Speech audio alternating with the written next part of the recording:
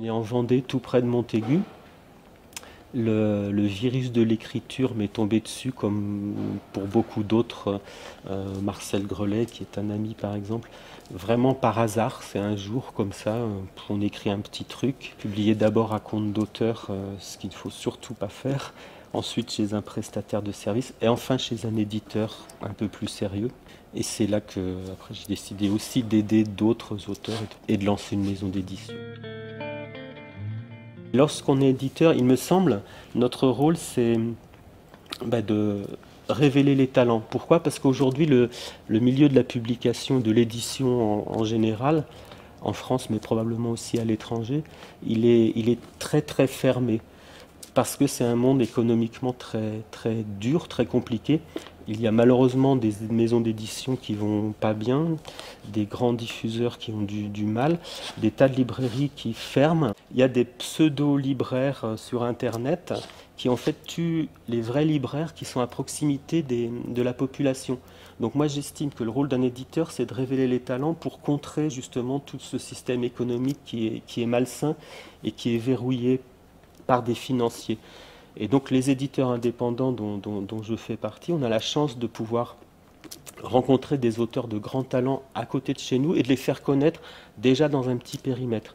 Ensuite, on atteint le but quand l'auteur est heureux, comme les auteurs de ces concours, quand l'auteur est invité en séance de dédicace chez des libraires, comme cette semaine, là je parle de la Vendée bien sûr, Marcel Grelet et Héloïse Averti à la librairie d'Esprès de Challans, et qu'ils rencontrent un nouveau lectorat, qu'ils se construisent leur lectorat.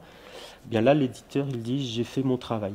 J'ai mis en contact le lecteur et l'auteur de l'ouvrage par l'intermédiaire de la librairie qui a donc aussi, parce qu'une librairie c'est une entreprise comme une maison d'édition, et donc la librairie doit gagner de l'argent, l'éditeur doit gagner de l'argent pour se développer et rémunérer l'auteur aussi par la même occasion.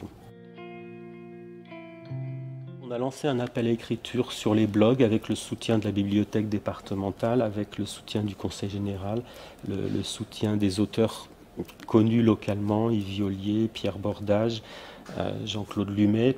J'en oublie certainement, je m'en excuse, Claude Mercier. On a lancé le concours et puis on a eu une participation phénoménale avec plus de 235 ou 237 participants. Et au lieu d'en retenir 30, on a décidé d'aller jusqu'à 40 textes. Donc 40 auteurs différents, dont les plus jeunes avaient 11 ans d'ailleurs. Élise Leroy et Laurent Hublet. 11 ans à l'époque de l'écriture. Des Vendéens. Une des autres facettes du projet ou des 2 volumes Contes et légendes de Vendée, c'était de révéler donc les talents écrits, mais aussi de chercher dans le département des illustrateurs, des dessinateurs, pour leur mettre le pied à l'étrier, leur donner une chance.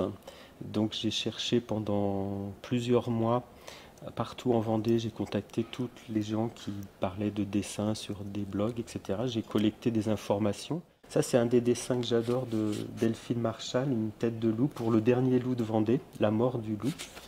Et puis, on a aussi donc donné sa chance à une autre dessinatrice, Estelle Gendreau, qui habite, je crois, du côté des Sables, si je me souviens bien. Et puis encore une autre, Juliette Chaumazé, qui a fait des dessins superbes, qui est aussi autodidacte, comme sur le texte de René Dubois, l'histoire des Mogettes. Dans certains cas, on a adapté des contes très anciens, comme ceux liés à notre chère Mélusine, par exemple. Mais une majorité, il faut le dire, ne sont pas des contes traditionnels. Et ça faisait partie du cahier des charges. C'était d'inventer, en fait, un texte, on va dire, magique, féerique, mais qui mette en valeur notre patrimoine, notre histoire. Au moment où j'ai lancé le projet Contes et légendes de Vendée, c'est ce que j'avais à l'esprit. On a l'océan, on a le bocage, on a les marais et un peu de plaine aussi. On a vraiment une richesse formidable dans le département de Vendée.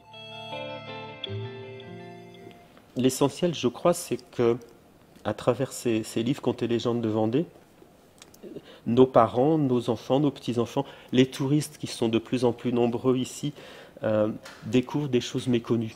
La pierre de la Merlière, qui est un dolmen pas très loin d'ici, les terrasses du Jaunet. Tout le monde parle de la brioche vendéenne, de la Mogette, mais qui sait d'où ça vient réellement?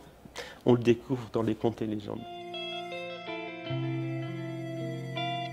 On vient d'avoir l'accord formel, donc j'espère que ça sera confirmé très bientôt par un contrat par écrit, pour adapter un livre d'histoire qui s'appelle La Tondue de Chartres. Et l'éditeur Vendémiaire, qui a fait un carton avec ce livre, puisqu'en 2 ans il a plus de 5000 vendus, nous offre l'opportunité de l'adapter en BD. Et ça, c'est une reconnaissance du talent de Delphine Marchal, et je suis vraiment très très heureux. Donc on doit avoir le contrat dans quelques jours.